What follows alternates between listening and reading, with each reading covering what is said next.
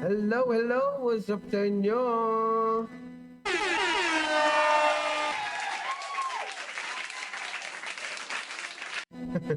Na-delay pa nga.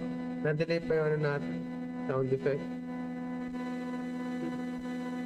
Yan, pag-usapan natin itong si si Manong Chapit na di umano siya ang nagbayad sa mga nanggulo sa rally kagahapon. Kung bago ka lang sa akin channel, please subscribe and hit the notification bell button para sa marami pang video at pa-follow na rin po ako ng ating Facebook page at Solidong Taga Norte. Yun, yung mga kaganapan kahapon ay merong tensyon. Meron siyang tensyon na nangyari sa may bridge papuntang Malacanang. Gusto nilang pabagsakin ng Pangulong Bongbong Marcos. Gusto nilang pabagsakin para mapaupo si Inday.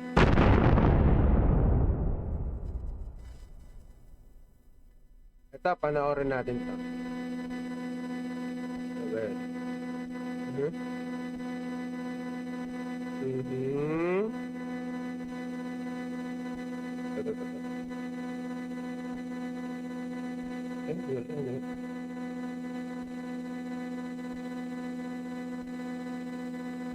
Guys, wait lang. Wait lang nga ni. Okay.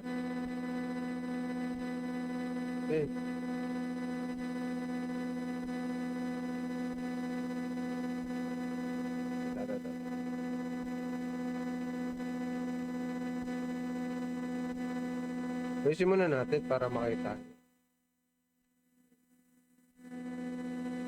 Galing natin. Yan. Ayusin natin konti. Ano naman makita nyo ako? Ano natin pagtawanan to?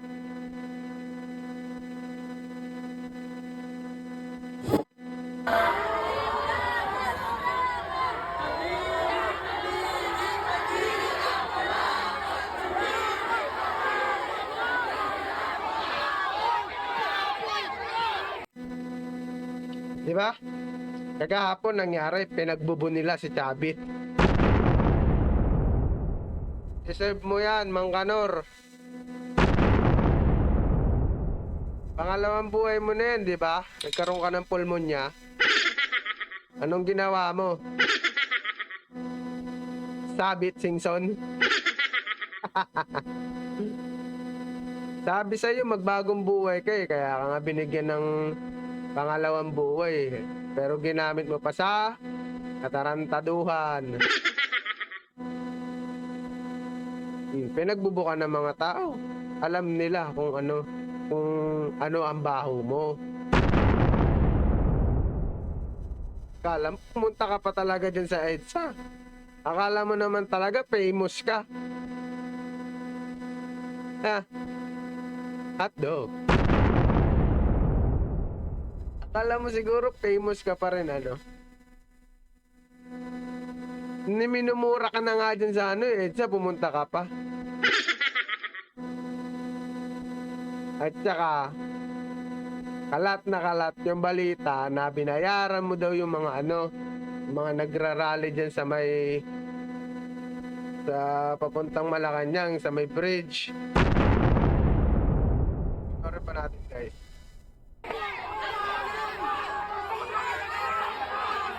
Oh, di ba? Ka daw.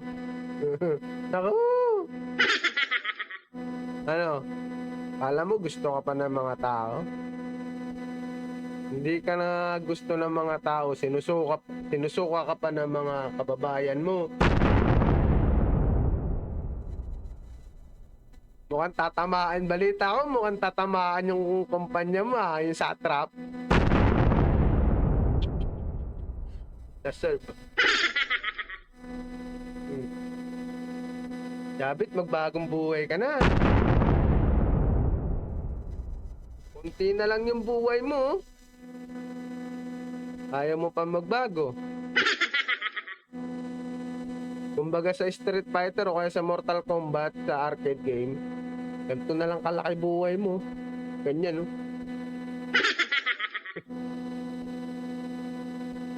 Tapos, gusto mo pababain yung Pangulo. Na, hindi kami papayag dyan. Hindi pa nga kami lumalabas eh. Ang dami na sa Luneta. Ang dami pa sa EDSA. Hindi pa kami lumalabas niyan. Paano kung humalo pa kami dyan?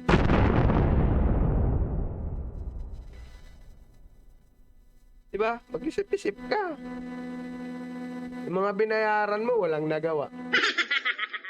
Nakakulong yung iba. Ang tanong, matutulungan mo ba sila? At sa mga ututong mga kabataan na to, mabayaran lang kayo ng konti, bubuwis nyo na yung buhay nyo. Sarap nyo bayaran. Babayaran ko kayo ng 1,000, kakain kayo ng tae, no? Pinanatan nyo pa yung mga pulis. Eh ano kayo nalaman yan? Parehas lang din naman yung pinaglalaban nyo at pinaglalaban nila. Kaso may mga mandato sila. May mga sinumpan silang tungkulin. Alam mo itong mga kabataan dito sa Pilipinas, kala mo may mga tira. Matatapang lang naman kayo pag sama-sama kayo. Nahuli kayo. Hindi po ako kasama doon. Nag-aayos lang po ako ng tsinelas ko doon. O, ito ka, oh. King. Ina mo. Kituloy natin to.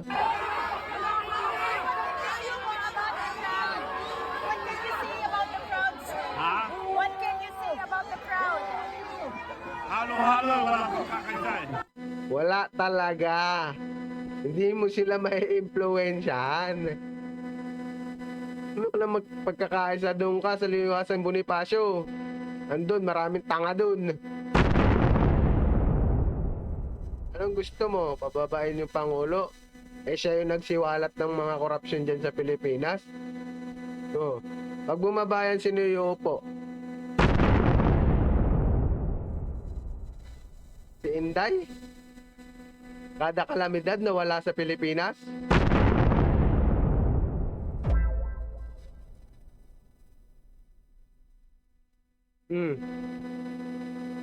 Sino nga iuupo?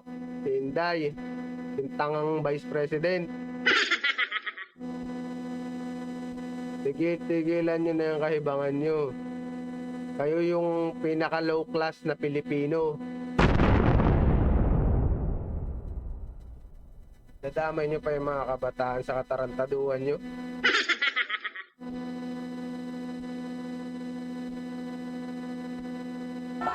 Dapat magkaisa sila. How do you feel, sir? May mga... Nagkakaisa naman pala. Oh. Tingnan mo yung sigaw nila. Binabakbakan ka. sila eh. What are Dapat, the leaders? it should be one move just to remove the president. Iisang agenda nyo ng mga DDS.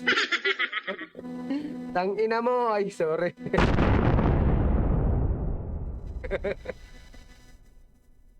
Kunyari, umiiyak ka ngayon pagka ano, porket madadali yung mga proyekto mo. Hindi takot ang mga Pilipino sa'yo, tandaan mo, mapera ka lang pero hindi ka malakas. Sama-sama yung mga Pilipino yan, baka sunugin pa bahay mo, sunugin ka pa. Retok lang tayo, totoo yan.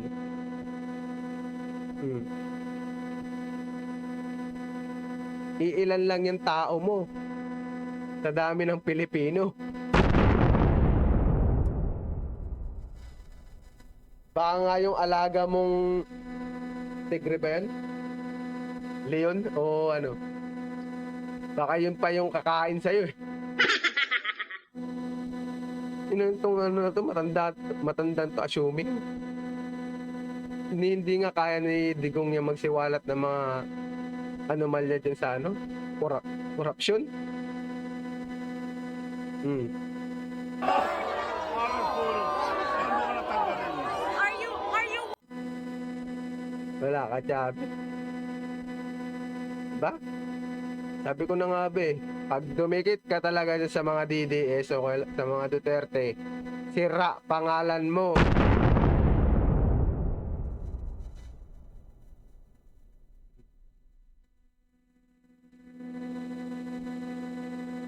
Bilangin natin si Cheese, sira pangalan. Ibilangin natin lahat ng mga dumidikit sa mga Duterte. Unahin natin si Sara na. Sara. Sira yung pangalan. Pangalawa, si Cheese, sira yung pangalan. Si Joel, sira yung pangalan. Si Jingay, si Sis Jingay, sira yung pangalan. Si Marcoleta, sira din yung pangalan. Si Amy Baba, Amy Mangusin, yung kapatid ni Francis Leo Marcos. Sira din yung pangalan. Si Cayetano, sira din yung pangalan. Si Robin, ay lalo na si Bato, si Bongo. Yung tatlong itlog ni Mang Kanor. Sira yung pangalan. Sabihin na natin kasama na yung mga supporters nila, mga DDS. Sira ang pangalan nila. Wala nang moral, wala nang logic.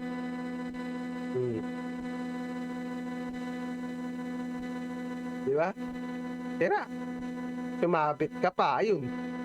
Sumabit si Chabit.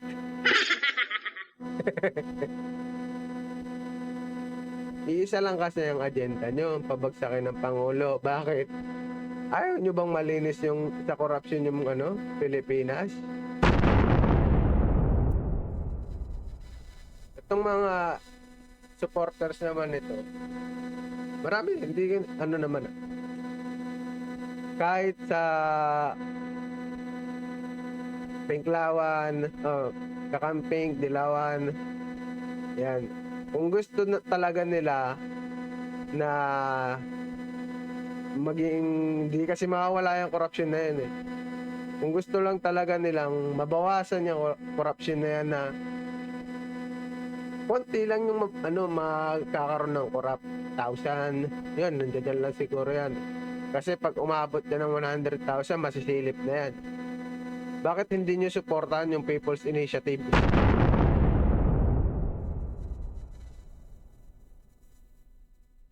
Bakit hindi nyo yun sinuportahan? Bakit pa tayo nag-i-stay sa 1987 Constitution? Bakit?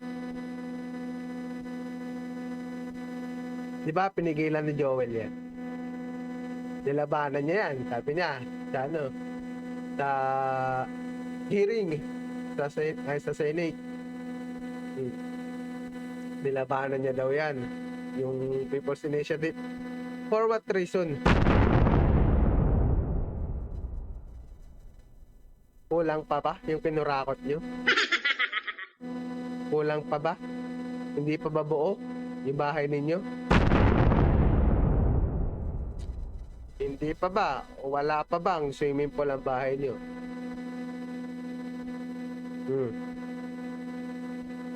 Anong rason kung bakit hindi mo sinuportahan ang People's Initiative? Kaya mga kababayan, nagkaroon ng election, di ba mayroong pirmahan yata na nagaganap nun? Bakit hindi nyo pinirmahan kung ayaw nyo ng korupsyon?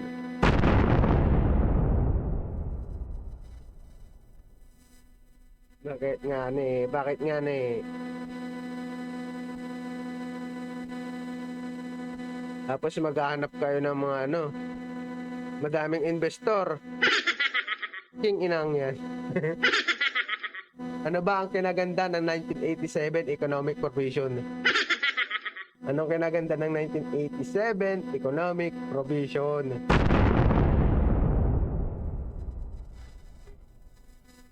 Kung nag-parliamentary tayo, Silipan ng ano yan, silipan ng butas yan. Na-explain ko na to dati. Dalawang party. May karapatan pa rin naman kasi ang taong bayan bumoto. Hindi yung totoo yung sinasabi nilang hindi na makakaboto ang taong bayan. Kalokohan yun, hindi pwede yun. May dalawang party. Sabi mo na tatlo. Sabihin na natin yung pangatlo talo yan. Automatic talo na yan. Dalawa lang natitira. Si Bongbong nasa PFP, Partido Federal ng Pilipinas. Si Digong nasa PDP. Anong tawag ng PDP? Pilipino na yun. Basta yun na yun. Basta nasa PDP. Ha? Ang tambayan, kung trip mo si Bongbong, siyempre iboboto mo yung party nila. Yun lang yung boboto mo, party. Bale, PFP lang. Sa isang boto mo na yon, andun na lahat ng kaalyado niya na boto mo na rin. Kasi yung buong party yung anuhin mo eh. Iboboto mo buong party.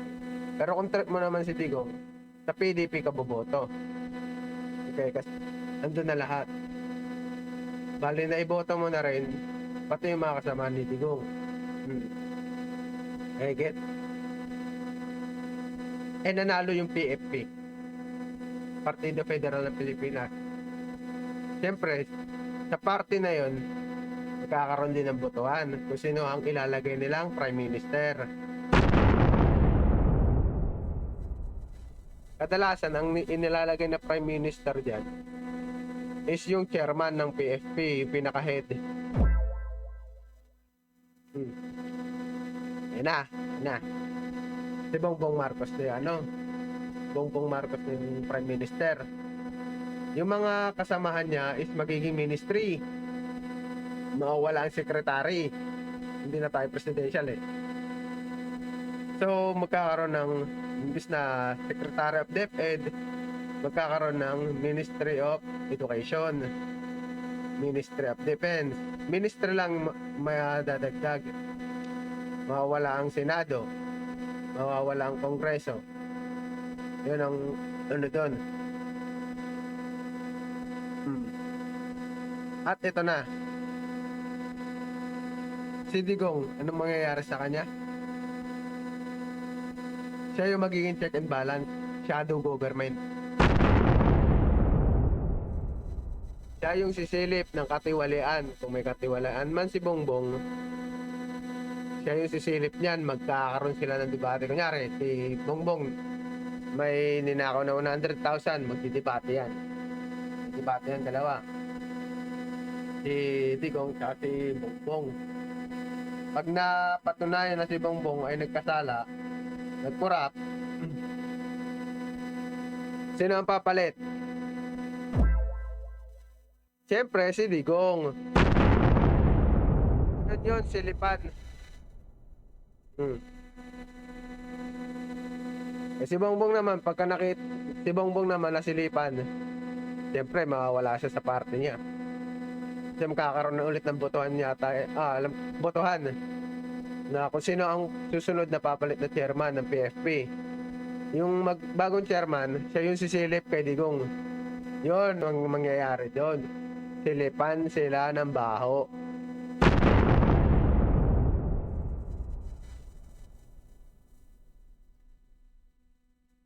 Bale, marami na rin magkakaroon. Magbubukas na rin yung mawawala na yung foreign investor barrier.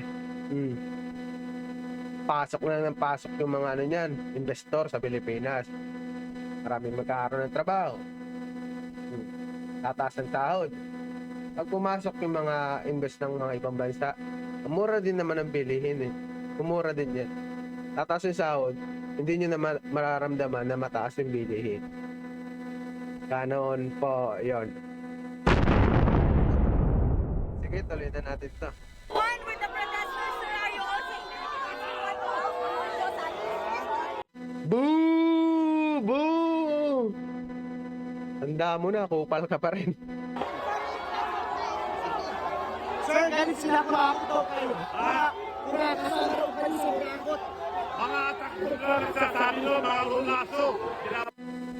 Totoo naman eh. Natakdog ba yung ganyan karami? Ang dami ah. So, yung mga DDS, hindi pala takdog yun.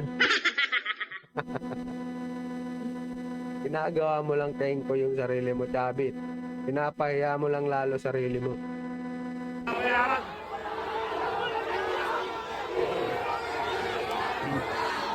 Hindi na malumban, umuwi ako rito eh.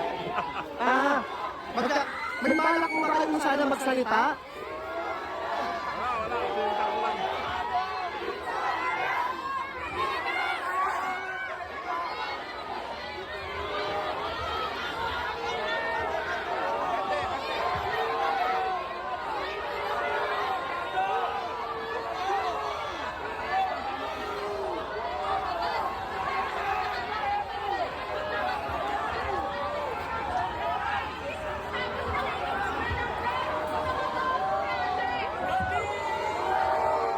Kadiri, kadiri, si Manong Chabit.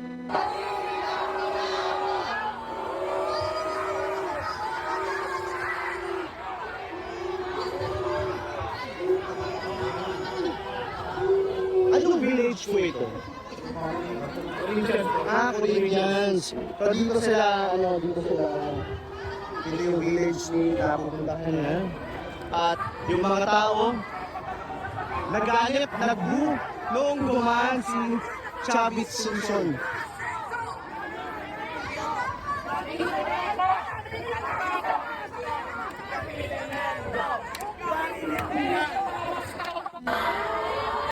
Di ba? Ganyan ka na rin binabastos ng mga tao. Trip din ako dito dati kay Chabit. Lalo na yung mga sinusuportahan niya, yung mga sila Pacquiao, yung mga fighters natin na lumabas sa ibang bansa. Kaso nagsusugal eh. Sugal na pala yung ano niya. Sinahabol niya doon.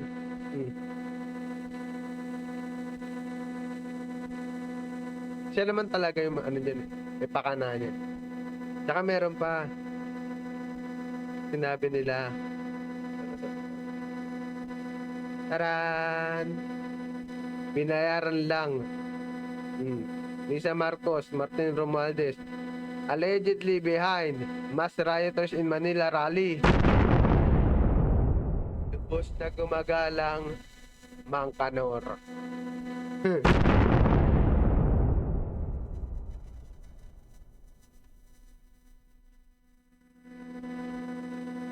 Hindi ko maiisip na ano. Sinabi niya yan. Itong dalawa pa talaga. Si Romualdez, loyal yan. Loyal yan kay Bongbong. Paano na to? Asawa niya, gusto niyang pababain sa pwesto. Okay ka pa, Chabit. Kaya pa. Mukhang ikaw muna sumabstitute dun kay Digong. Medyo ano eh. May saltik ka na rin eh.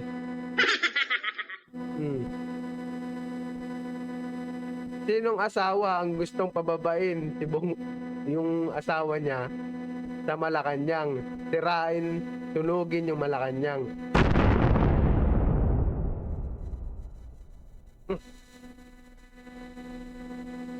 Di ba? Anong katarantaduhan to, Chabit? Yung aligasyon na patungkol sa'yo, ipinapasa mo sa asawa ni Bongbong. Wear black pa kayo, ha? Kala nyo naman hindi kayo mabibisto. Hindi nyo alam, mas malakas ang intel ng mga Marcoses. Tagal na yan nag-i-insist.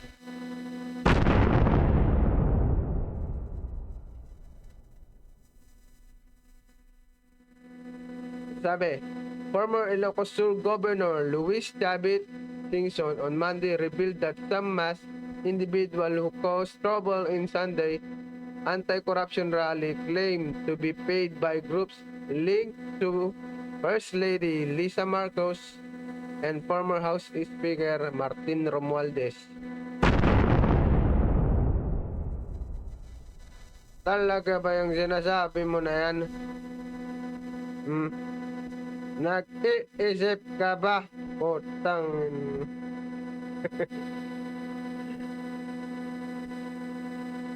In an interview with Billionaire News Channel, at the forefront, Singson said the protester approached his food truck, removed their mask, apologized, and admit being paid.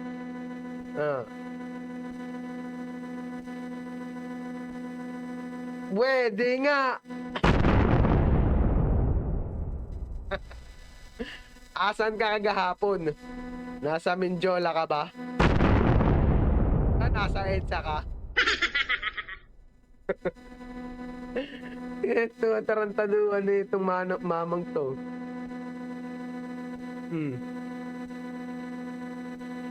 The former governor had stationed food trucks for rally participants at the gate of the Push Corinthian Gardens in Quezon City. O, di ba? Quezon City. On Sunday. Paano nakapunta yung nasa Mindiola na nagrarayot dyan sa food truck ninyo? Ay, yung food truck mo nasa Quezon City. Manila yun, ha?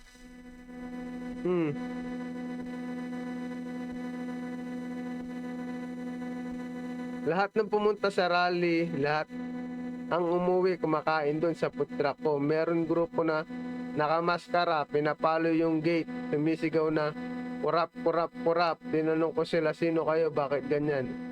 Singson recall, nagtanggal sila ng maskara at sabi, pasensya na kayo, binayaran lang po kami. He said, Eddie, meow. Ako, kaya ko sabihin yan nang walang ebidensya eh. Sa tingin mo, nasa Quezon City pa lang yan. Nasa food truck na yan. Kung may nagpupukpok na doon, may nagwawala na doon sa food truck, na sinisira na, sa tingin mo ba hindi magpupulasan yung mga tao doon? Ano na ito matandang ton? Tumanda ka ng bobo.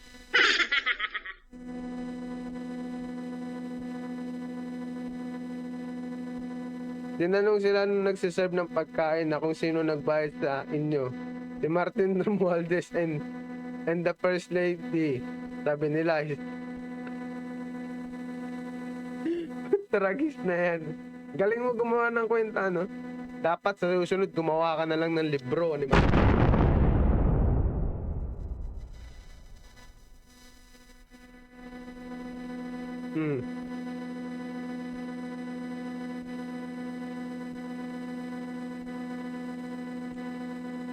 Di ba?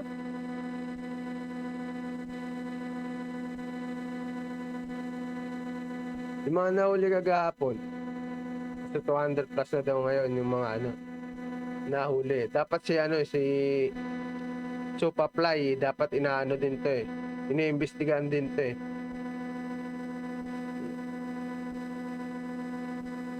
Pero may point din naman si Toyo na sinabi niya na sa Luneta lang daw talaga sila, hindi sila umalis doon. Hindi naman, syempre, hindi naman kasi nila makokontrol yung tao kung saan sila pupunta. Kung sino-sino din yung mga nabayaran doon o hindi. Di ba? May point naman si Toyo doon. Kung saan ang venue, dapat doon lang. Pero itong mga tarantadong kabataan na to, pumunta pa doon sa Mindiola para manggulo.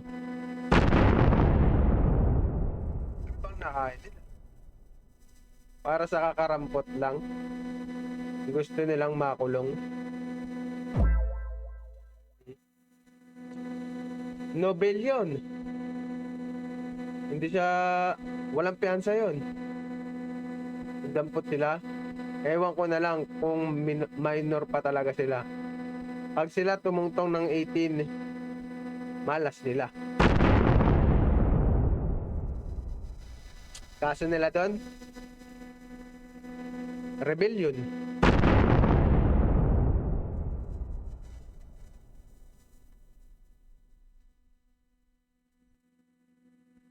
Rebellion ang ikakaso sa kanila. Dapat din dito kay ano eh. Kay Belheka. Belheka ba yun, oh? Kay Eric Celis. Topacio.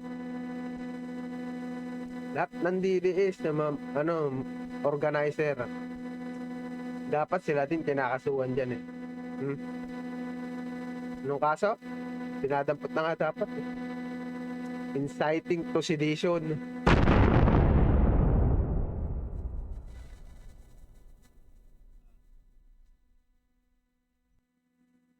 May kumakalat pang issue. May balita. 25, may rally na naman kayo.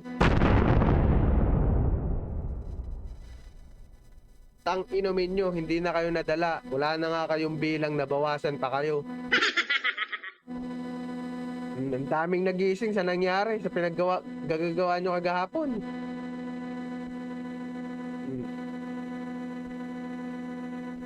Pati yung madre, dun talaga nadali kayo sa madre. Ganun pala ugali ng mga DDS. Ayun, ang daming tumiwalag sa inyo. Konti na nga lang kayo, nabawasan pa kayo.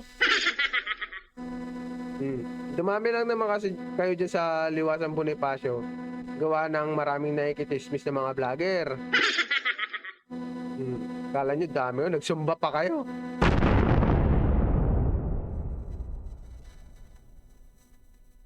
Ang dami rin nagsabi ng mga DDS daw, putik na yan ng snatch na lang ng cellphone sa EDSA. Eh di wow! Meron pa. Ito yung matindi. Sa TikTok ko kasi nalaman to lahat eh. Kasi yung mga kasama namin, pumunta doon para mga chow lang. May ibang loyalista na gaya ko. Sabi nila, dumikit daw sila doon sa DDS. Una samut-sari yung amoy. May amoy luga. Merong amoy baktol. Minsan mag-deodorant kayo pag pupunta kayo ng matataong lugar. Minsan mag-deodorant. Hygiene first before you go out.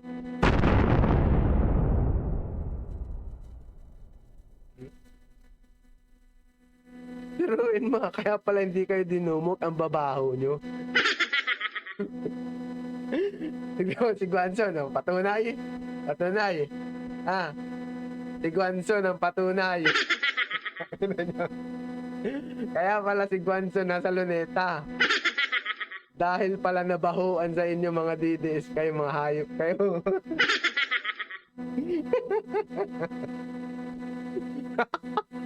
Ang ganitong mga hindi na nadala-dala.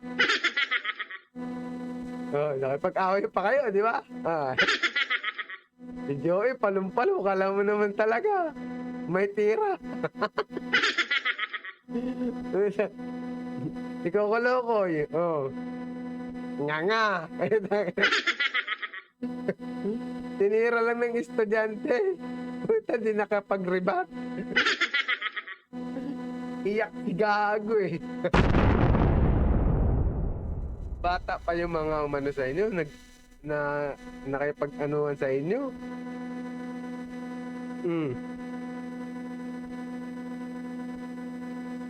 Ayun na yun, yung nyo, malalakas yung vlogger. Binarabara lang ng mga bata. Yan. Ando, papayag dun, magwawala ako, Kolokoy, Joey. Ando, papayag dun. Pag-uwi ko, sabihin ko, magla-live ako agad. Papakalat ako agad ng fake news. Ang hirap matulog doon, Kolokoy, tsaka Joey. Yung pinahiya lang kayo ng bata, sinigaw-sigawan kayo. Mga kurakot. Pulong na yan. Mga kurakot. Di ba? So guys, hanggang dito na lang. Maraming salamat. At kung bago ka lang sa akin channel, please subscribe to my YouTube channel. At pa-follow na rin po ang ating Facebook page. Subscribe na, please. So hanggang dito na lang and goodbye.